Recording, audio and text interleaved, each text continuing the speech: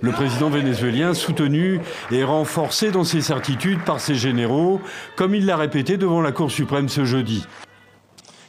Je pense qu'il n'y a aucun doute à travers le monde. Donald Trump veut mettre en place son propre gouvernement anticonstitutionnel au Venezuela. C'est un coup d'État contre le peuple, un coup d'État contre la démocratie. Caracas a rompu ses relations diplomatiques avec Washington et annoncé la fermeture de son ambassade et ses consulats aux États-Unis. Le département d'État américain appelle de son côté ses diplomates non essentiels à quitter le Venezuela. Ce sur quoi nous nous concentrons, c'est de déconnecter le régime illégitime de Maduro et de ses sources de revenus. C'est l'image que tout un pays attendait.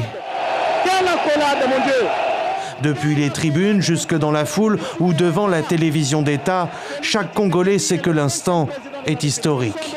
Avec cette accolade, la première alternance pacifique du pays vient d'avoir lieu. Joseph Kabila s'en va, sans trop s'éloigner pourtant.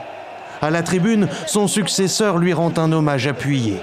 Dans votre exercice du pouvoir, vous avez pu engager le pays dans une transition qui avait abouti à la réunification du territoire national alors divisé. C'est une véritable marée blanche qui déferle sur le palais de la Nation. Les militants de l'UDPS sont venus de toute la ville en espérant pouvoir franchir ces grilles.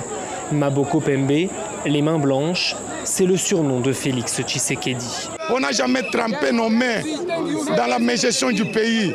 Nous ne sommes jamais tenus pour responsables de toutes les tueries qui se sont passées depuis l'accession de notre pays à l'indépendance.